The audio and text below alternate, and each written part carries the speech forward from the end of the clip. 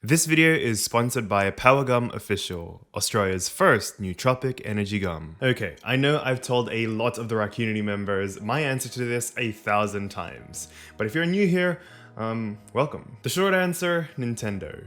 The long answer, well, let's talk about it.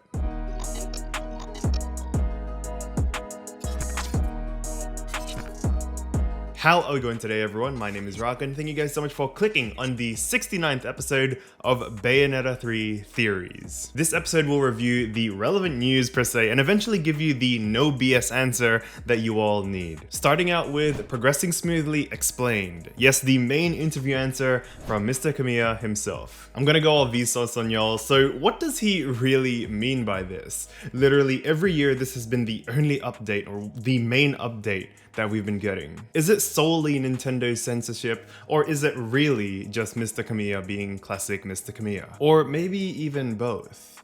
Mr. Kamiya and Platinum Games have had a recent quirky relationship with the viewers, heck even to the point of blocking fans.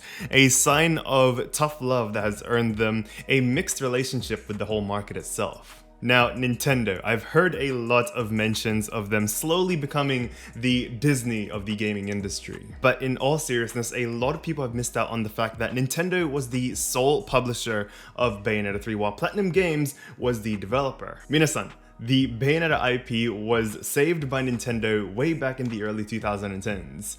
Wow, early 2010s. I'm getting older. So therefore, it's intensely likely that the news has to go through Nintendo first before it can go out. Tweets, interviews, whatever it may be. I am a full believer that Mr. Kamiya was only allowed to say, until very recently, Bayonetta 3 is progressing smoothly. Also, it pains me to know that there are some fans out there that harass the developers saying that Bayonetta 3 is cancelled, or even worse, send death threats even if they mean it as a joke. Which is why Mr. Kamiya-san has responded to those people. In June 2021, he spoke his mind and had every right to. People were doubting the power of Platinum Games and Mr. Kamiya because of no news per se. I always say to the Raccoonity that Bayonetta 3 can be cancelled at any time they want, more specifically by Nintendo, but they haven't, and that's what we should be happy for. Staying safe and healthy is what we should do to finally enjoy the game one day. Around the same time, he told us to forget about Bayonetta 3, quote unquote.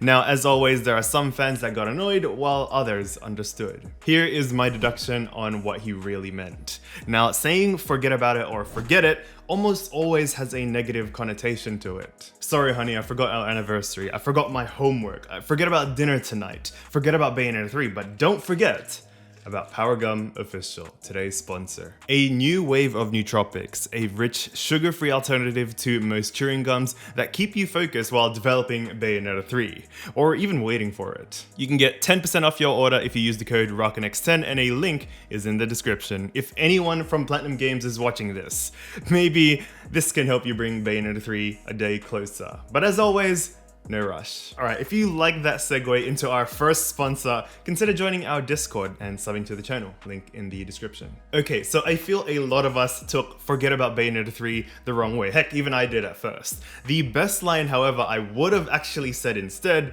is keep it in the back of your head, it'll be a great surprise. I really believe that's what he meant. This is angry translator all over again. Is there really a point in complaining, genuinely I mean, not in a memeingly way that me and the Raccoonity do, about the lack of Bayonetta 3 news? Another factor I don't need to explain, COVID. An infamous Nintendo leaker, Samus Hunter, stated quite the plausible statement. Platinum Games are an independent studio. This means they had to manage all the internal reorganization issues by themselves, purchasing the infrastructure for smart working.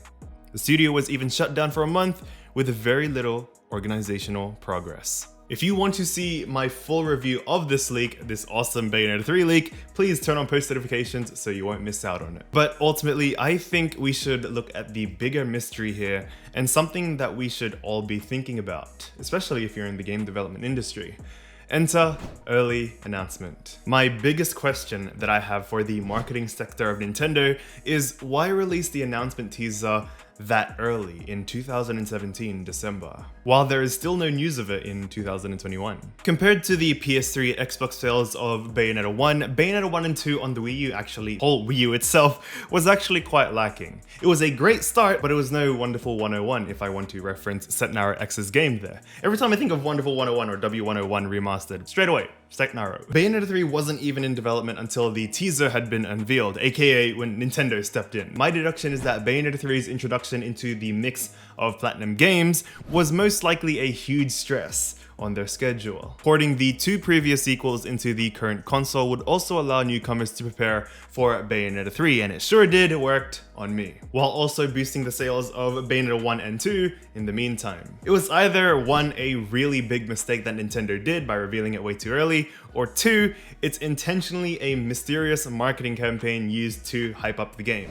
Kinda like reverse psychology in a sense. Optimistically, I like number 2 because it really hypes me up for the game, and also it fits with Mr Kamiya's progressing smoothly mystery. Realistically though, especially in the recent months, I am now leaning towards Nintendo making the mistake of revealing Metroid Prime 4 and Bayonetta 3 too early. Which one are you? Another answer for the big question is that game development takes a while. You can see this video for my explanation there. Especially for smaller independent game developers, just like what Samus Hunter stated, it could be the fault of the new Platinum engine that they released, or they are using right now. Everything is being made from scratch with higher specs. Combined with COVID and other projects, it makes sense as to why the game is taking a while, quote unquote. But I believe that's up to perspective. I really think it's right on schedule, especially with COVID. We, the market, were just expecting something way too soon. I've also heard that Bayonetta 2 recycled a lot of the models from Bayonetta 1, which would have aided the shortened development time. Bayonetta 3, however, is being coined as the turning point for Platinum Games, which of course would take a little more time. So the big question, where is Bayonetta 3? I'm not going to give you the cliche it's in development hell or it's in development limbo or it's Platinum Games being stingy with their miscommunication or their communication, even though some of them may be true. Realistically, Bayonetta 3 is just being developed. Smoothly, might I add. What we can change is our perspective and our attitude towards patience. If you set your expectations high and dictate your mood on things you cannot control, you will be disappointed your whole life. And I thank Mr. Kamiya for taking that message to heart, and I hope you all do too. Go ahead and follow the people mentioned in this video, and consider joining the Rakunity squad by subscribing and liking this video, and also joining the Discord down below. I'm Rakun, and never get disheartened.